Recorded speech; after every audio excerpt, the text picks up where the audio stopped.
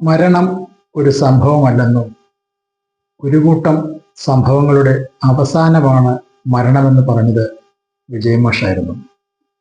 M Vijayan മാഷാണ് ഇങ്ങനെയൊരു നിർവചനം മരണത്തിന് കൊടുത്തത്. ഇന്ന് രാവിലെ നമ്മൾ കേട്ടത് നടൻ ഷൈൻ ടോം ചാക്കോയുടെ പിതാവ് വാഹനാപകടത്തിൽ മരണപ്പെട്ടു. വളരെ ദുഃഖകരമായ ഒരു വാർത്തയായിരുന്നു. പ്രത്യേകിച്ച് സിനിമാ മേഖലയെ വല്ലാതെ പിടിച്ചുവെച്ച ഒരു സംഭവമായിരുന്നു. ഷൈൻ്റെ ഒരു പ്രതിസന്ധി ഘട്ടത്തില് കഴിഞ്ഞ കുറെ നാളുകളായിട്ട് അദ്ദേഹത്തിന്റെ തന്നെ ചില പ്രശ്നങ്ങളാണ്, അമിതമായ ലഹരി ഉപയോഗവും മറ്റു ചില പ്രശ്നങ്ങളൊക്കെ തന്നെ അസ്വസ്ഥനായ ഒരു മനുഷ്യനായിരുന്നു ഷൈൻ ടോം ചാക്കോ. അങ്ങനെ മാനസികവും ശാരീരികവുമായി തളർന്നു പോയ മകനെ ചേർത്ത് പിടിച്ച ഒരു പിതാവായിരുന്നു അദ്ദേഹം.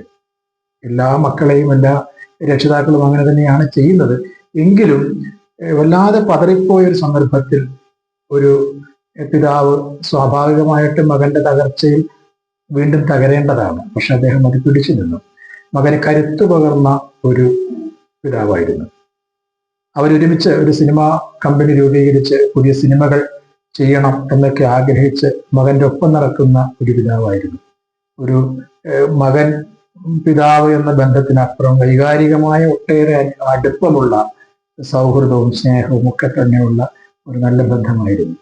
അപ്രതീക്ഷിതമായ പിതാവിന്റെ വിയോഗം ഷൈനെ വല്ലാതെ പിടിച്ചു വച്ചിട്ടുണ്ട്. ഈ ഷൈന്റെ പിതാവിന്റെ മരണശേഷം സമൂഹ മാധ്യമങ്ങളിൽ അതിരൂക്ഷമായ ഭാഷയിൽ ആൾക്കാര് കമന്റുകൾ ഇടുകയുണ്ടായി.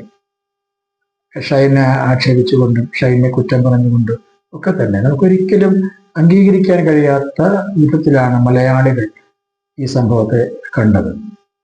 ഒരിക്കലും അങ്ങനെ ഉണ്ടാകാൻ പാടില്ലായിരുന്നു. അങ്ങനെ ചെയ്യുന്ന ഒരു പൊതുബോധം, ഒരു ധാരണ, പൊതു സ്വഭാവം മലയാളികൾക്ക് കൂടി വരുന്നു എന്ന് വേണം പറയേണ്ടി വരും. മറ്റൊരു തന്റെ വേദനയിലും കണ്ണുനീരിലും ഒക്കെ അതിൽ ആനന്ദം കണ്ടെത്തുന്ന ഒരു സാഡിസ്റ്റ് മനോഭാവത്തിലേക്ക് മലയാളികൾ മാറുന്നു എന്നതിന്റെ ഒരു ലക്ഷണം കൂടിയായിട്ട് വേണം ഇതിനെയൊക്കെ കാണാൻ.